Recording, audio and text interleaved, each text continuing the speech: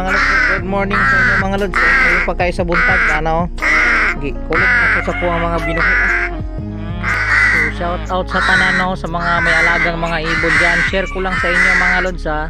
Yung mga ibon pala talaga, parang tao din, may mga isip din sila. So ayan mga lods, so umagang umaga ginising nila ako kasi nagutom na siguro sila. Yun, no. So ayan na, shout out sa tanang may mga ibon. So hindi ko rin alam pala talaga na yung uwak pala napapaamo pala talaga ng tao. So ayan mga lods, so panoorin nyo sila, oh, ginigising nila ako para gusto na nilang kumain. So kahit puyat ako, so nagising talaga ako. Ayan, oh. So palang mga ibon na to talaga napapaamo pala talaga ng tao, basta lang alagaan nyo sila ng maigi. Kahit mga wild sila, pero kung naalagaan sila ng tao, mapapaamo talaga sila. So ayan mga lods, so bababa ako kasi nga ginigising na nila ako, so naghanap sila ng pagkain.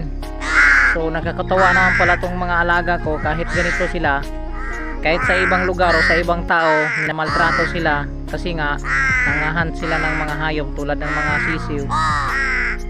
Pero itong mga alaga ko, sobrang bait nito, hindi sila nang nakikialam. Yun nga lang, may mga bagay sila na pinapakialaman. So ayan mga lods, so tingnan nyo, lalapit sila, oh. Oh, tingnan nyo yung gagawin ko, ha, at gagawin nila sa akin. So ayan, oh. So ayan mga lods, so tinitrain ko sila.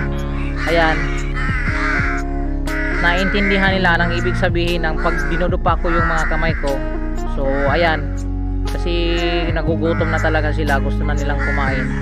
Kaya ayun, pinakain ko na sila. So shout out sa may mga ibon dyan, tamang pag-alaga lang lods, tamang pagkain. At yung ibon, kausapin nyo rin para napapaamo sila. So ganyan ang pagtamang pag-alaga ng mga ibon. Kung may mga pet lover kayo dyan at may mga alaga kayo, kahit anong hayop mga lods, kausapin nyo lang sila habang pinapakain nyo.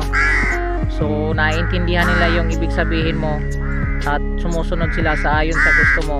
So ayan mga lods, shout out sa tanan dyan nga mayroong mga ibon. Ko pala si Bird Legend. Shout out sa tanan mga lods, good morning sa inyong lahat. So sana nagustuhan nyo ang video na to.